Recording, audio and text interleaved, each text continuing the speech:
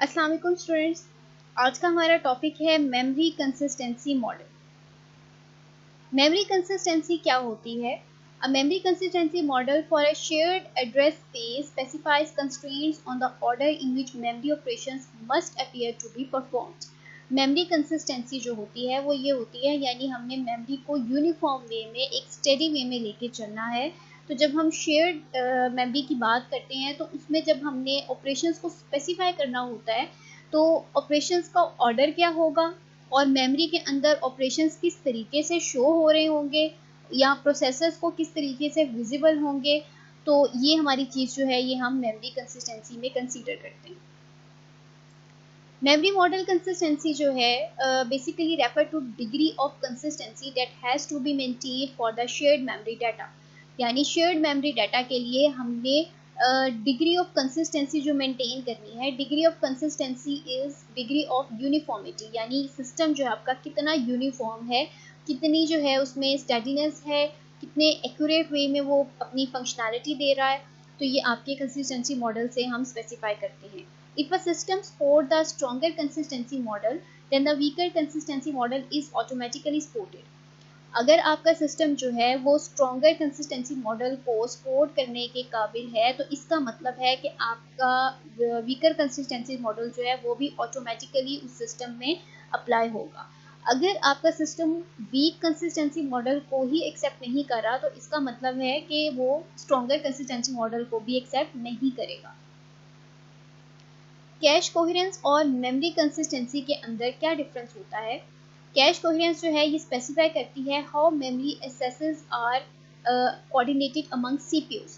यानी मेमोरी जो है जब एक्सेस होगी तो उसको डिफरेंट सीपीयूज के अंदर मल्टी प्रोसेसर सिस्टम में हम या इंस्ट्रक्शन सेट जो हमारा हो रहा है, हम उस सिस्टम के अंदर मल्टीपल सीपीयूज के अंदर हम मेमोरी को किस तरीके से कोऑर्डिनेट कराएंगे, तमाम प्रोसेसर जो है वो मेमोरी को किस तरीके से एक्सेस करेंगे। और कैश कंसिस्टेंसी में क्या होता है ये स्पेसिफाई करती है when a memory write shows up at another CPU. यानी जो हमारा मेमोरी का राइट ऑपरेशन है वो एक सीपीयू में कैसा शो हो रहा है और दूसरे सीपीयू के अंदर कैसा शो होगा, तो ये हमारी कैश कंसिस्टेंसी आती है। की स्पेसिफिकेशंस क्या हैं कंसिस्टेंसी मॉडल के? Order in which the memory operations will appear to execute. सबसे पहले तो हमने ऑर्डर जो है मेमोरी ऑपरेशंस का वो देखना है जिसमें हमारे ऑपरेशंस एग्जीक्यूट होंगे, और उसके अलावा हमने 3P इफेक्ट को कंसीडर करना है। 3P इफेक्ट में क्या होता है? सबसे पहला P जो है वो स्पेसिफाई कर रहा है प्रोग्रामेबिलिटी को। प्रोग्रामेबिलिटी जो है ये होती है हमारी ईज ऑफ प्रोग्रामिंग, यानी सिस्टम जो है वो प्रोग्रामिंग करने की फंक्शनैलिटी उसमें कितनी है, ये होती है आपकी प्रोग्रामेबिलिटी। परफॉर्मेंस क्या होती है आपकी? ऑप्टिमाइजेशन जो है सिस्टम की उसको शो करता है। और पोर्टेबिलिटी जो है वो ये बताता है आपका कि सिस्टम जो है, आप एक सिस्टम आपका है और उसको आप सॉफ्टवेयर के थ्रू कितना इन्हांस कर सकते हो, कितना वाइड स्प्रेड आप उसको कर सकते हो, उसकी फंक्शनैलिटी को कितना बढ़ा सकते हो, ये उसकी पोर्टेबिलिटी होती है। कंसिस्टेंसी मॉडल जो है हमारे पास डिफरेंट टाइप्स के हैं। स्ट्रिक्ट कंसिस्टेंसी मॉडल है, सीक्वेंशियल कंसिस्टेंसी मॉडल है, कैजुअल है, पाइपलाइन है, प्रोसेसर है और वीक कंसिस्टेंसी मॉडल है। हम तमाम मॉडल्स को जो है वन बाय वन डिस्कस करते हैं अभी। सबसे पहले हम देखते हैं स्ट्रिक्ट कंसिस्टेंसी मॉडल क्या होता है। ये स्ट्रॉन्गेस्ट फॉर्म होती है मेमोरी कोहेरेंस की, ठीक है। और इसमें हमने जो है स्ट्रिक्ट अपनी कंसिस्टेंसी रिक्वायरमेंट रखी होती है कि हमारी कंसिस्टेंसी जो है वो स्ट्रिक्ट होनी चाहिए, आपकी एक्यूरेट जो है वो होना चाहिए हमारा सिस्टम।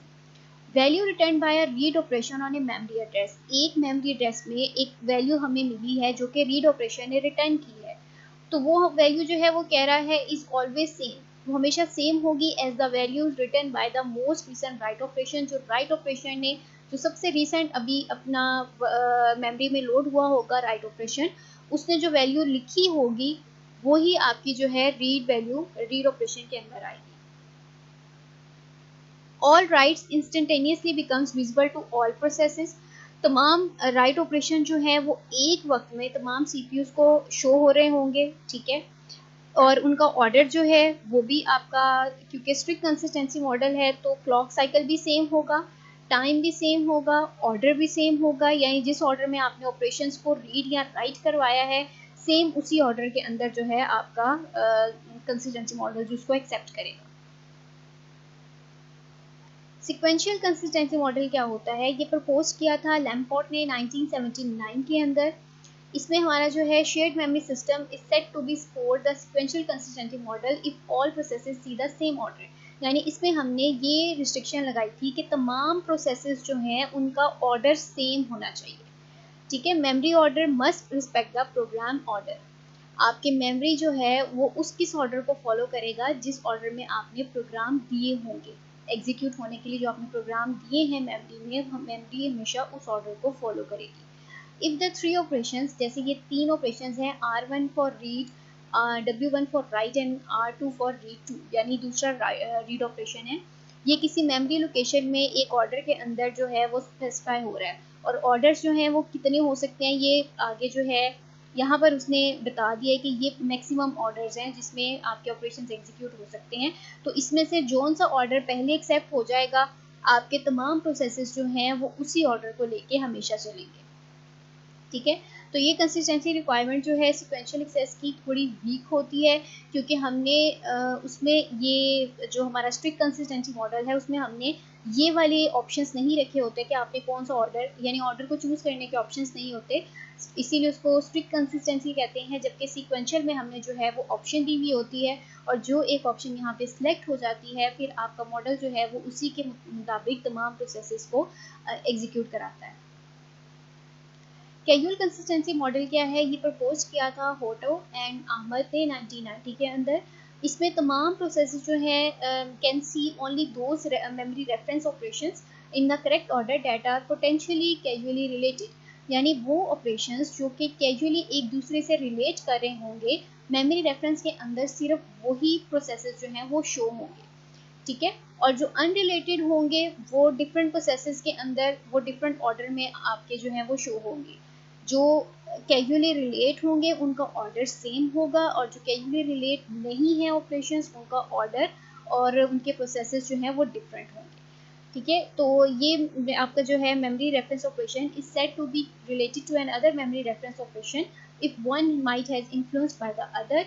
तो एक ऑपरेशन जो है उसको हम कहेंगे कि वो दूसरे से रिलेट कर रहा है।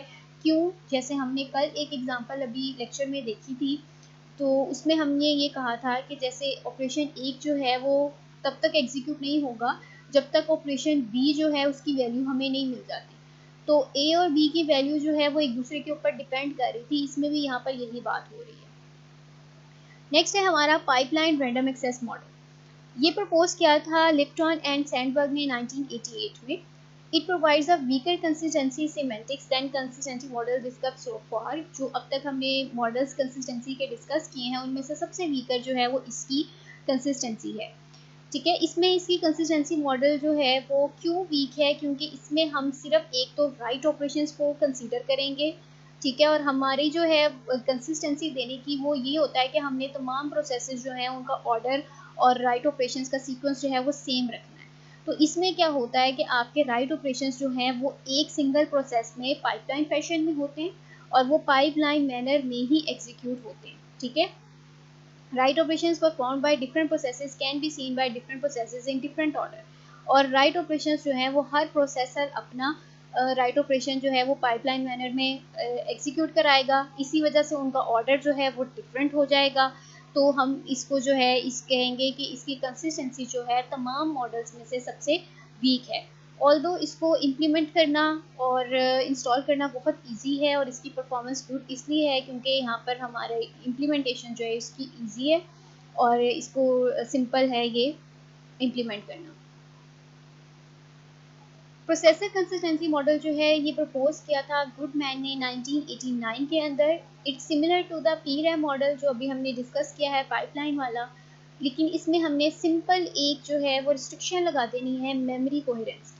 मेमोरी कोहेरेंस का मतलब है कि तमाम मेमोरी लोकेशन जो है वो एग्री करें एक ऑर्डर के ऊपर राइट ऑपरेशंस की। ठीक है, हमने जो है पाइपलाइन मैनर में राइट ऑपरेशंस जो है वो डिफरेंट प्रोसेसेस अपने अपने परफॉर्म कर रहे थे, लेकिन यहाँ पर हमने कहा है कि आपने मेमोरी कोहेरेंस को शो करवाते हुए तमाम प्रोसेसेस का ऑर्डर जो है ऑपरेशन एग्जीक्यूशन का वो सेम रखना है, चाहे कुछ भी हो। ठीक है, तो इस तरीके से जो है इसकी कंसिस्टेंसी थोड़ी बेहतर होती है, क्योंकि इसमें हमने रिस्ट्रिक्शन लगाई होती है मेमोरी कोहेरेंस की। वीक कंसिस्टेंसी मॉडल जो है वो प्रपोज किया था जॉबर्स ने 1988 में। इसकी कॉमन करेक्टरिस्टिक्स जो है वो क्या है कि number 1, it is not necessary to show the change in memory done by every write operation to other processes.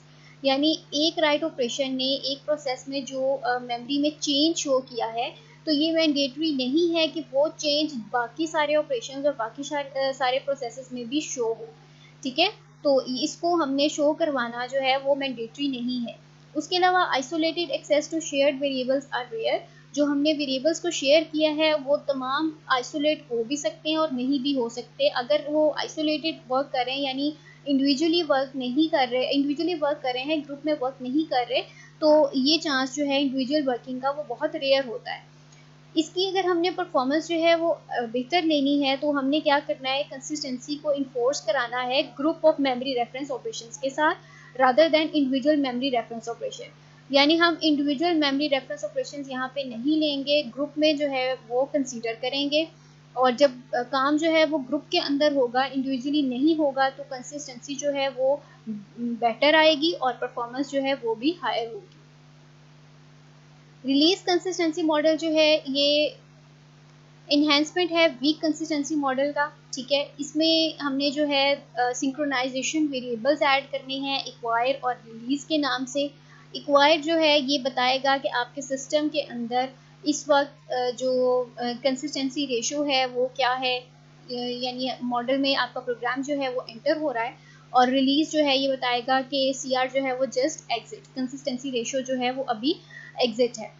Acquires the result in propagation changes made by other nodes to process nodes। इसने क्या करना होता है, acquire ने जो है वो result show कराना होता है इन प्रोपेगेटिंग चेंज, यानी चेंज जो है वो हमने एक्सपैंड करना है। रिलीज कंसिस्टेंसी में हमने क्या करना होता है, जो एक मेमोरी के अंदर चेंज शो हुआ है, तो हमने उसको क्या करना है, बाकी तमाम जो नोड्स हैं उनमें भी उस चेंज को हमने शो कराना है। हमने जैसे कि वीक कंसिस्टेंसी में हमने कहा था कि मैंडेटरी नहीं है कि आप उस चेंज को शो करवाएं, तो यहाँ पर जो है हमने जो चेंज शो एक मेमोरी में हुआ है वो वही चेंज जो है बाकी तमाम प्रोसेसेस में भी होगा। ठीक है, और रिलीज में जो है वो क्या होगा, वो चेंज शो होने के बाद जो एक प्रोसेस ने किया है वो चेंज तमाम नोड्स तक उसकी जो है वो इन्हेंसमेंट होगी। तो ये थे हमारे कुछ कंसिस्टेंसी मॉडल्स, जिसमें सबसे ज़्यादा जो है वो सिक्वेंशियल कंसिस्टेंसी मॉडल इस वक्त यूज़ होता है। और बाकी जो है आपने इन तमाम की फीचर्स देखे हैं। रिलीज़ है या वीक कंसिस्टेंसी मॉडल है, एक दूसरे के ऊपर डिपेंडेंट हैं। तो आज का हमारा लेक्चर जो है यहाँ पर ख़त्म होता है।